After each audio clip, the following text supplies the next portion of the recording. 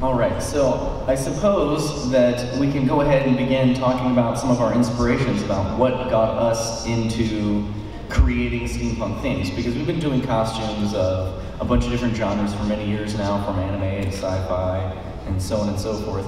But what really got me kicked into really high gear with steampunk, because it's always been, a style and a fashion that I've always really enjoyed, being a big fan of Jules Verne and H.G. Wells as a wee one. So one of my older Halloween costumes was the Invisible Man. So, you know, get started early, I suppose. So, but what really brought the term steampunk to my attention was the 2001 video game Arcanum of Steamworks and Magic Obscura, and it's a fantastic game. It's a little bit buggy. It's a little old now.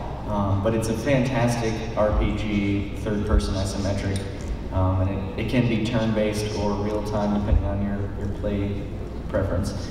But one of the things that really captured my imagination was that in the game, you can collect all manner of junk and gadgetry and all sorts of odds and ends, and you can get schematics and actually combine them to create new items like fanciful guns and armor that's steam-powered and all kinds of things. The one thing that really was the clincher for me was you can take a top hat and some electrical coil and some batteries, and you can combine them together to create the Chapeau of Magnetic Inversion, which is a top hat that creates a magnetic field which deflects bullets from you. It's like, but that's not the coolest damn thing I've ever heard of. So from that moment, I was determined, I've got to make that stuff, and I've got to make it right now. So I then set forth to make some steam-powered armor and the breastplate and other things that you probably see me wear in some pictures here and there on the internet. So, but Arcanum was really one of the things that really brought it to my attention as a term, although the term steampunk has been around since the mid-70s, actually, although as, at that point, merely a genre of speculative fiction. Which, you know, we definitely encourage you guys to look into the works of Michael Moorcock and K.W. Jeter and all the guys who really helped to pioneer the genre, as well as the more classical works of H.G. Wells and Jules Verne. Even Sir Arthur Conan Doyle. I'm a big Sherlock Holmes fan, so we get a lot of inspiration from all of those authors of the time period. So we kind of take a little bit of that, and a little bit of this, a little bit of history, a little bit of our own imagination, and a little bit from video games and other things that we've seen, and we just try to create the coolest things that we can come up with. And so if you ladies would like to model some of the things that we've created, I guess you can go ahead and start with our little flag here.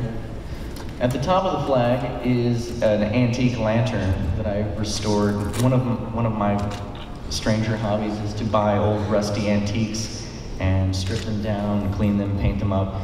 You'd be amazed at the things you can find at your local antique stores, pawn shops, thrift stores, all kinds of things like that. We scour all of our parts from everywhere. People are always asking me, hey, where'd you find this? Where'd you find that? Where do you get your parts? And it's literally everywhere. We look all over the place, the side of the road, dumpsters. You gotta kind of investigate your local laws as regards to dumpster diving, and definitely keep in mind of the legality of private property when you're sifting through dumpsters and jumping into holes, and also be careful of what could be laying at the bottom of the dumpster when you leap into it. So definitely look before you leap and wear thick-soled shoes, because you can very easily step on something sharp. So be very, very careful, and really make sure that you're on the right side of the law as much as you can be. So, but a lot of the stuff that we make, we do find dumpster diving and at antique stores and things like that.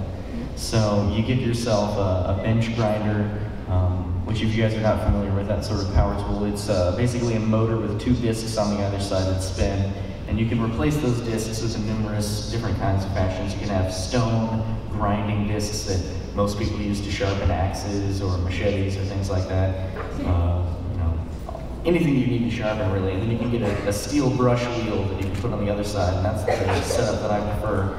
The steel brush wheel is perfectly suited for stripping paint and rust and all kinds of nasty things off of metal and helping to really restore it. It's also good if you're working with sheet metal, because if you've ever tried to cut sheet metal with tin snips, you'll notice very quickly that the tin snips create a very lethal, jagged razor edge on the end of that metal, and that's not really something you want to be wearing on your body. It's kind of effective as a shrapnel generator, so if you just want to make some dangerous pieces of metal to lie around your house, that's certainly an option. But you take that same jagged piece of metal and you run it through that steel brush, and it just totally polishes it out and makes it all very safe to handle. So, for instance, all of these little knuckle plates on my gloves, they were all cut from sheet metal and then cleaned up on the bench grinders so that they're no longer sharp. So, and I mean, we found our bench grinder on Craigslist for 20 bucks. So it's really not that big of a financial investment as far as power tools are concerned. So don't think that, oh, power tools are big and scary and expensive. You'd really be surprised what you can do if you investigate. Now make sure when you're using power tools to always wear the goggles. They don't do nothing. They definitely protect your eyeballs in many cases. So that will give you guys a chance to actually to use the goggles that you may have been collecting for your costumes. But just make sure that they are impact resistant and they're not just for show.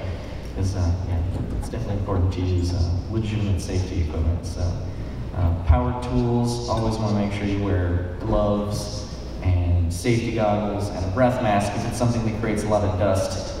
Because there are a few things more fun than a long day in the shop, and you go in, you blow your nose, and it's like black and green and blue, and all sorts of unnatural colors that should never come out of a human nose. You're like, yeah, that's probably carcinogenic. I should stop doing that. So we're here to tell you, you know, you don't have to do it the hard way. You can learn from our mistakes. So wear that breath mask. It's good stuff. Particularly when you're spray painting and do all that stuff in a well-ventilated area. So all that safety nonsense aside, because I do care about you guys.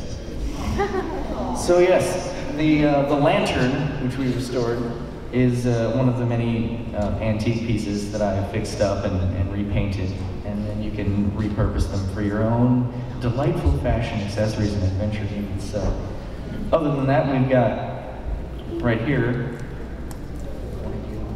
we'd like to do your little turn on the catwalk. If you want to walk down the center, show them off. These are a pair of French percussion pistols, and they're originally just replica pistols that we purchased on eBay, and the blades, which we crafted from aluminum flat plate, we cut them out with a Dremel tool, excuse me, and then using the bench grinder, cleaned up the edges, made them all polished and smooth, and then attached them to the bottoms of the gun. So there's a lot of different things you can do. We make a lot of our stuff from scratch, where we'll combine a lot of raw materials, and we'll cut a lot of things out of just planks of wood and pieces of scrap metal and sheet metal, and just really start putting things together. But we also do a lot of modifying of existing things. And so that's an example of something that you can do that you can get a really nice result from with, you know, a modest amount of effort and a little bit more cash investment. It's definitely more expensive to modify existing things than it is to make it all from scratch, but it does take more tools and more time and more effort and so on and so forth. But I definitely encourage you guys to try, because I look back at a lot of my old projects, a lot of my old things, and it's just kind of fun to see where you come from. So don't look at all of the stuff that we do and feel intimidated or anything like that, because I've just been doing it for a long, long time, and I'm older than I look, I suppose. So definitely give it a shot.